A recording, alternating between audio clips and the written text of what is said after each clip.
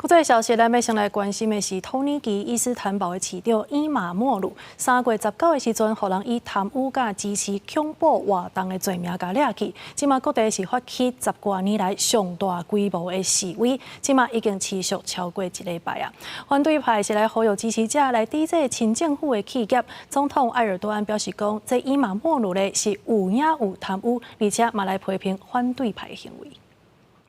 为相关被指控贪腐甲支持恐怖活动，遭到逮捕各阶级的伊斯坦堡市长伊马莫鲁，伊所属的反对派共和人民党 CHP 甲支持民众发起的反政府抗议行动已经1礼拜。第6个示威呼吁全面抵制亲政府的企业，包含控股公司、甲比连锁店、甲电视频道。因抗议总统埃尔多安为打击可能出来挑战总统大会的伊马莫鲁，无少继续司法落实罪名。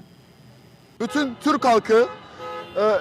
Erdoğan'ın ve yandaşlarının sahip olduğu kurumlardan uzak durmalı, onlara paralarını vermemeli ve Erdoğan'ın hükümetini fonlamamalı. 伊马莫鲁伫19遭到逮捕，反对党号召民众发起示威，为社会人士甲学生拢留着响应，为避免政府指派人员接管市政，由反对派主导的市议会伫1日投票，伫宣布314个议员当中，177人选出反对党的阿斯兰做临时市长。副议长表示，希望伫市长无法度做代志的期间，技术仍正常运作。同时日，总统埃尔多安伫国会演讲当中宣布，反对党家己提高对伊马莫鲁不利的文件证据，才互伊遭到逮捕。指控反对党发起反政府活动是真无负责任。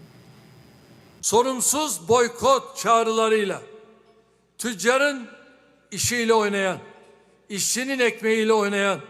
sanayici, girişimciyi batırmak için adeta çabalayan muhteris siyasetçilere prim vermeyeceğiz. 人权团体是谴责透过政府逮捕伊马莫鲁有反民主的政治企图。这摆各地发起的反政府示威规模是10多年来上大一摆，因为警民冲突被逮捕的民众超过1000多人，其中也包含10个媒体记者，其中法新社记者是伫处理被逮捕，罪名是参加非法集会。无国界记者组织指控透过政府歪曲公共集会法令，呼吁当局赶紧放出记者。公司新闻郑淑芬评论。